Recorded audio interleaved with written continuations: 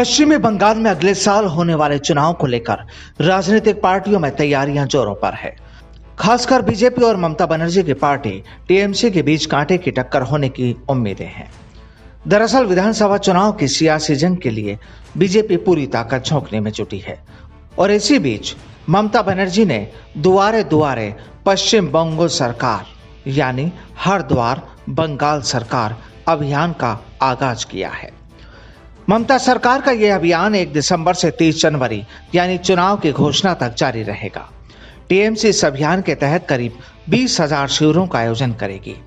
शिविरों के जरिए 11 महत्वपूर्ण योजनाओं को घर घर पहुंचाने का लक्ष्य रखा गया है।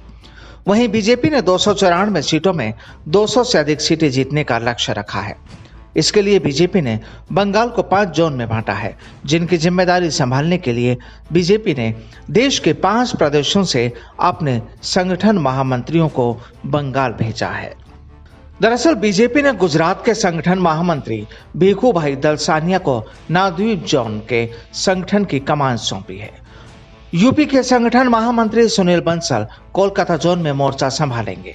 हरियाणा संगठन महामंत्री रविंद्र राजू राडबंग जोन में पार्टी का संगठनिक कामकाज देखेंगे और हिमाचल प्रदेश संगठन के महामंत्री पवन राणा मेदिनीपुर जोन का कामकाज देखेंगे।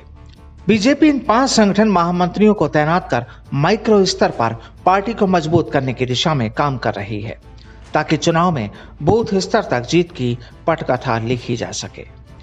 पश्चिमी बंगाल के अब तक की सियासत पर एक नजर डालें तो साल 2011 के विधानसभा चुनाव में ममता बनर्जी ने 30 सालों से बंगाल की सत्ता पर काबिज लेफ्ट का सफाया किया।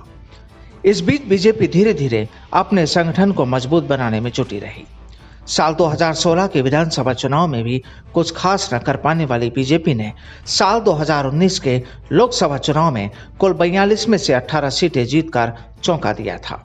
वहीं ममता बनर्जी की टीएमसी को बीजेपी से सिर्फ 4 ज्यादा यानी 22 सीटें मिली थी।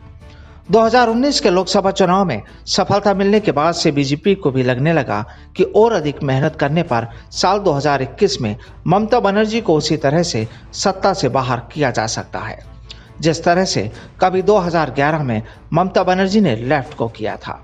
वाकई में बीजेपी धीरे धीरे अपनी स्थिति मजबूत करते हुए बंगाल में नंबर 2 की पार्टी बन चुकी है।